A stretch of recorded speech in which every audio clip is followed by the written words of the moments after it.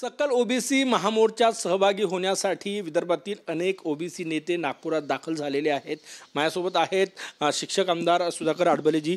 Sir, काय सांगणार? आजचा मोर्चा आहे, तुम्ही नागपुरात दाखल झालेले आहेत, मोर्चात सहभागी होणार।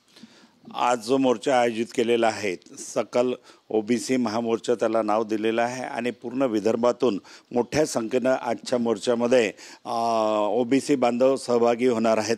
आमची एकमेव मागणी आहे की या ठिकाणी 2 सप्टेंबर 2025ला शासनानं जो शासन निर्णय निर्गमित केलेला आहे त्याच्यामध्ये हैदराबाद गॅजेट लागू करण्याच्या संदर्भातला शासन निर्णय आहे तो रद्द करावा ही मागणी घेऊन हे आजचा महामोर्चा होत आहे। तो जर कार्यान्वित राहिला तर ओबीसी बांधवावरती फार मोठा अन्याय होणार आहे। मराठ्यांचा समावेश सरळ कुणबी मराठा कुणबी अशा प्रकारचे प्रमाणपत्र देऊन ओबीसी मधील संख्या वाढणार आहे। पहिलेच ओबीसी मध्ये 374 जाती आहेत आणि यांचा समावेश झाला तर ओबीसींचा वाटा त्या ठिकाणी कमी होणार आहे। म्हणून तो शासन निर्णय रद्द करावा, या जातनीय आहे जनगणना करावी ही सुद्धा आजच्या मोर्चामधील मागणी आहे। या मागणीसाठी आजचा मोर्चा निश्चितच 1 लाखाच्या वर ओबीसी बांधव त्या मोर्चात सहभागी होतील।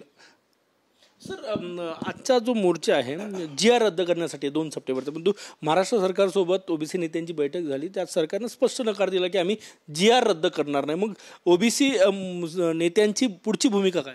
नाही, या संदर्भामध्ये पुढची भूमिका हेच आहे, कदाचित शासनाने मान्य केलं असतं की या संदर्भात आम्ही एक कमिटी नेमतो किंवा त्याचा शासन निर्णय रद्द करण्याच्या दृष्टीने कारवाई करतो तर हा मोर्चाचं आयोजन केलं गेलं नसतं, स्थगित केला असता। शासनाने आमच्या मागण्या मंजूर न केल्यामुळे अशा प्रकारचा मोर्चा या ठिकाणी आयोजित होत आहे। भविष्यामध्ये संपूर्ण महाराष्ट्रामध्ये नव्हे तर दिल्ली मुंबईमध्ये सुद्धा अशा प्रकारच्या मोर्चाचं आयोजन केले जातील आणि जनतेमध्ये कोण प्रमुख नेते आजच्या मोर्चात?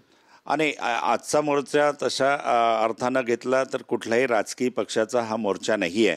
त्या मोर्चा सकल ओबीसी समाज बांधवांचा हा मोर्चा आहे आणि या मोर्चामध्ये ज्यांना असं वाटतं की 2 सप्टेंबरचा शासन निर्णय हा चुकीचा आहे, शासन निर्णयाला विरोध करायचा आहे, असं सर्वपक्षीय नेते या ठिकाणी मोर्चाला उपस्थित राहतील। खूप खूप धन्यवाद। कॅमेरामॅन सचिन सयामसह गजानन माटे, TV9 मराठी, नागपूर।